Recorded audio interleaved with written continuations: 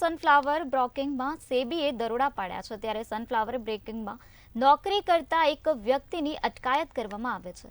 જંગલેશ્વરના એક વ્યક્તિના એકાઉન્ટ મારફતે કરોડોનો વ્યવહાર કરતો હતો, જેને લઈને લેપટોપના ડેટાના આધારે તપાસ કરવામાં આવી હતી। શેર માર્કેટના સતત તેજીના કારણે અમુક ઓપરેટરો ગેરલાભ ઉપાડી રહ્યા છે, ત્યારે 10 રૂપિયાનો શેર 100 રૂપિયા સુધી લઈ જઈને સટ્ટો રમાડવામાં આવતો હતો। ત્યારે હર્ષ રાવલને તેના ઘરેથી સેબીની ટીમે અટકાયત કરી છે।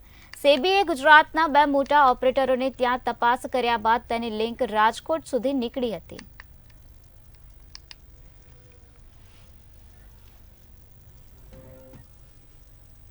ગુજરાતના તમામ મોટા શહેરોમાં ક્યાંક સેબીના દરોડા પડ્યા છે અને આ સેબીના દરોડા છે તે જે બ્રોકિંગ કંપનીઓ ઉપર પડ્યા છે। સીધા જ આપણે દ્રશ્ય દેખાડવા માંગીશ। રાજકોટના સનફ્લાવર બ્રોકિંગ કંપની છે કે જ્યાં સેબીના દરોડા પાડવામાં આવ્યા છે, એટલે કે આ ભક્તિનગર પર આવેલ જે સનફ્લાવર બ્રોકિંગ કંપની છે ત્યાં સેબીએ ક્યાંક કાર્યવાહી હાથ ધરી છે। લેપટોપના ડેટાના આધારે હાલ સેબીના જે અધિકારીઓ છે તે અહીં આવીને તપાસ કરી રહ્યા છે। શેર માર્કેટમાં સતત તેજીના કારણે અમુક ઓપરેટરો તેનો ગેરલાભ ઉપાડી રહ્યા હતા, તેને જ લઈને આ કાર્યવાહી છે તે કરવામાં આવી છે।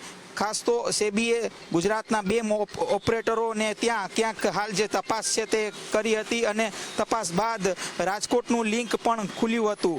કહી શકાય કે આ જે સનફ્લાવર બ્રોકિંગ છે ત્યાંથી હર્ષ રાવલ નામનો જે વ્યક્તિ છે તેની પણ ક્યાંક અટકાયત છે તે કરવામાં આવી છે। એટલે કે જે સટ્ટા રમાડતી જે કંપનીઓ છે તેના ઉપર હાલ સેબીએ લાલ આંખ કરી છે। સનફ્લાવર બ્રોકિંગમાં જ આ હર્ષ રાવલ નામનો જે વ્યક્તિ છે તે નોકરી કરતો હતો અને ખાસ તો કહી શકાય કે ઇન્વેસ્ટરોને જે લુભામણી લાલચ અમુક કંપનીઓ જે આપી રહી છે, એટલે કે અત્યારે હાલ જે શેર માર્કેટમાં તેજીનો માહોલ છે અને એ તેજીના માહોલનો લાભ લઈને આ ઇન્વેસ્ટમેન્ટ કંપની જે છે ક્યાંક ગેરલાભ લઈ રહી છે અને તેના જ કારણે આ કાર્યવાહી છે તે કરવામાં આવી રહી છે। જંગલેશ્વરના એક વ્યક્તિના એકાઉન્ટ મારફતે કરોડો રૂપિયાનો વ્યવહાર છે તે પણ ક્યાંક હાલ મળી આવ્યું છે। આ પ્રકારની માહિતી પણ ક્યાંક મળી રહી છે। અનેક જે ગુજરાતના જે મોટા શહેરો છે ત્યાં સેબીની આ જ પ્રકારની કાર્યવાહી અત્યારે ચાલી રહી છે। કેમેરા પર્સન લલિત વ્યાસ સાથે ધ્રુવ કુંડેલ, રાજકોટ।